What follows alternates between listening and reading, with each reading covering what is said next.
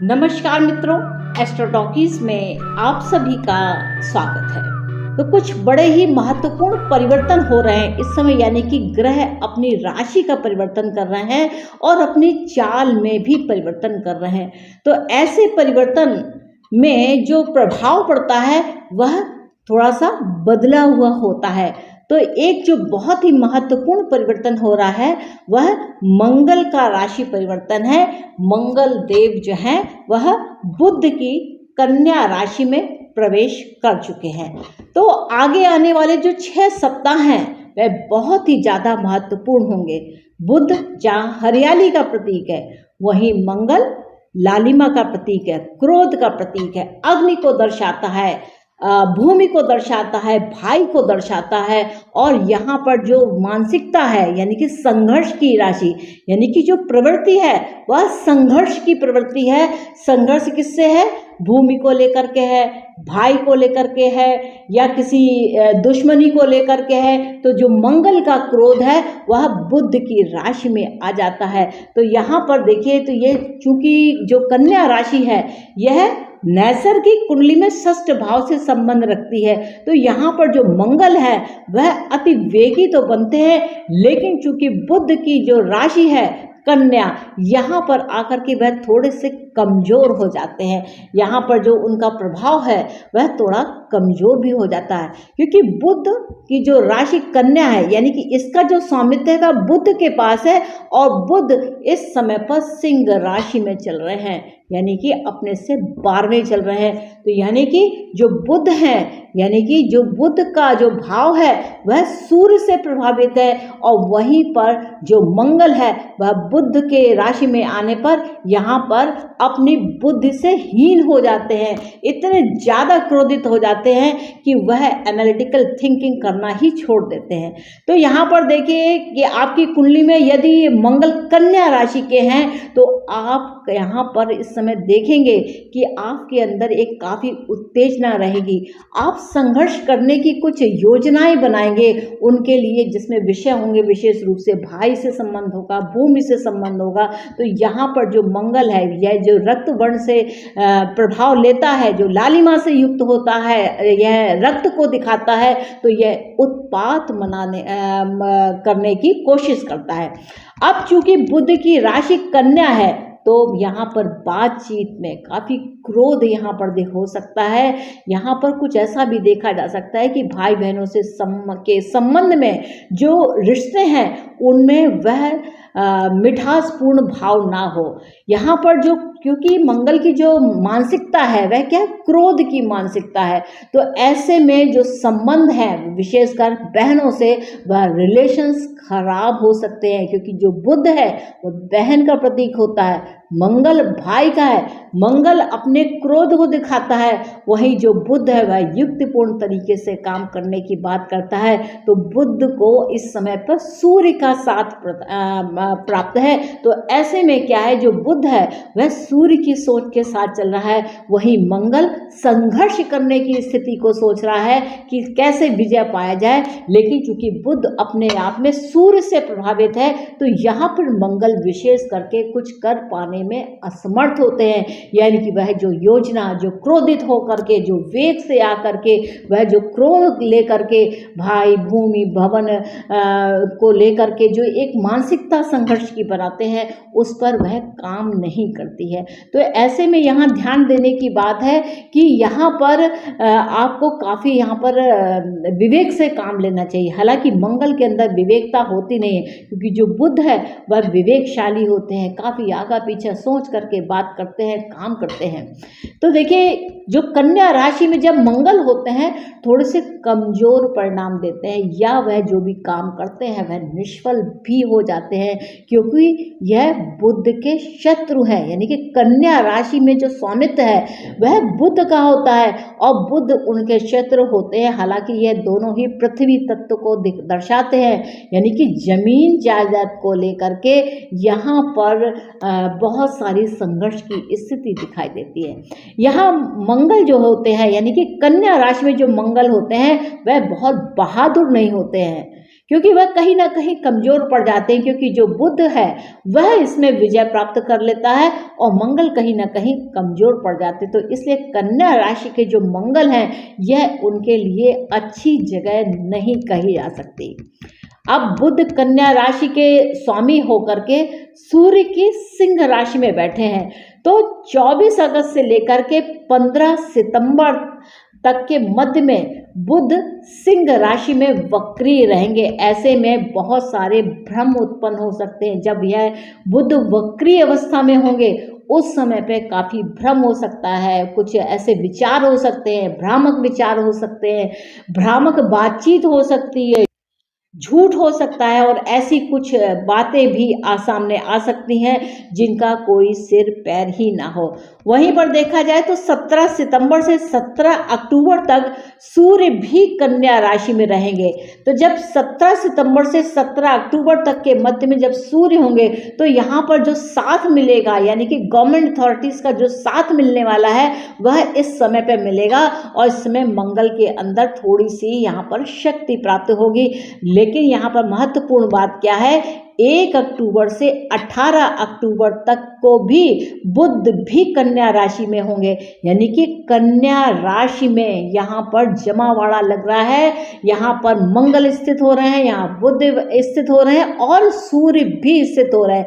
तो 1 अक्टूबर से लेकर के जो 18 अक्टूबर तक का जो समय होगा, जिस समय पर हालांकि जो मंगल देव है वह 3 अक्टूबर तक ही इस कन्या राशि में रहेंगे। तो यहाँ पर देखा जाए तो महत्वपूर्ण जो समय होगा वह होगा 1 अक्टूबर, 2 अक्टूबर और 3 अक्टूबर काफ़ी निर्णायक सिद्ध होंगे। यानी कि कन्या राशि वाले जो भी जातक हैं उनके लिए अक्टूबर का पहला सप्ताह, सितंबर का आखिरी सप्ताह काफ़ी महत्वपूर्ण होगा। अब प्रत्येक राशि के लिए यहाँ पर किस प्रकार से यहाँ पर भाव होंगे उसको समझना होगा कि किस राशि वाले जातकों को किस भाव के संबंध में यहाँ पर फल मिलेंगे। तो देखिए, जो मेष राशि वाले जातक हैं उनके लिए यह जो गोचर है, यानी कि जो मंगल और बुध और सूर्य की जो स्थितियां हैं वह छठे भाव से संबंध रखेंगी, 5वां भाव और छठा भाव, क्योंकि सूर्य और बुध यह होंगे सिंह राशि में और जब यह समय के साथ यहाँ पर ट्विस्ट लेंगे, परिवर्तन लेंगे तो छठे भाव में भी प्रभाव पड़ेगा। यानी कि रोग, ऋण, शत्रुओं पर यहाँ पर विशेष प्रभाव होगा। जो वृषभ राशि वाले जातक हैं वह संतान के संबंध में उन्हें इस विषय में विचार करना होगा, इस विषय में सोचना होगा। उनके जो शिक्षा के काम है, जहाँ पर वह मंत्र सिद्धि करते हैं, यूनिवर्सिटीज़ का एडमिशन्स लेते हैं, वहाँ पर जाकर उनको शिक्षा के संबंध में अपने भविष्य को लेकर के यहाँ पर उनकी जो क्रियाशीलता दिखाई देगी वह शिक्षा के संबंध में संतान को लेकर के होगी। मिथुन राशि की बात की जाए तो मिथुन राशि के लिए जो ये इस गोचर का जो प्रभाव है वह चौथे भाव में होगा। यानी कि माता के सुख संबंध को लेकर के, खुद के सुख संबंध को लेकर के, भवन को लेकर के, वाहन को लेकर के, घर के में जो सामान है या घर में कोई विशेष प्रकार की घर की साज सज्जा को लेकर के, कुछ विशेष लग्जरीज को लेकर के यहाँ पर कुछ कार्य होने वाले बनते हैं।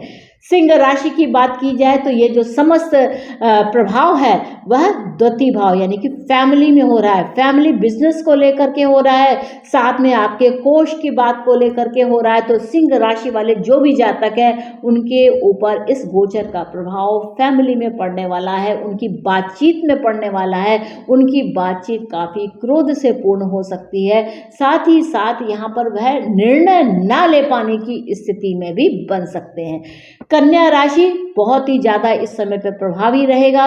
मेष राशि, कन्या राशि प्रथम लगन भाव में यहाँ पर सूर्य का होना, बुध का होना और मंगल का होना, तो यह एक विशेष स्थिति को देता है।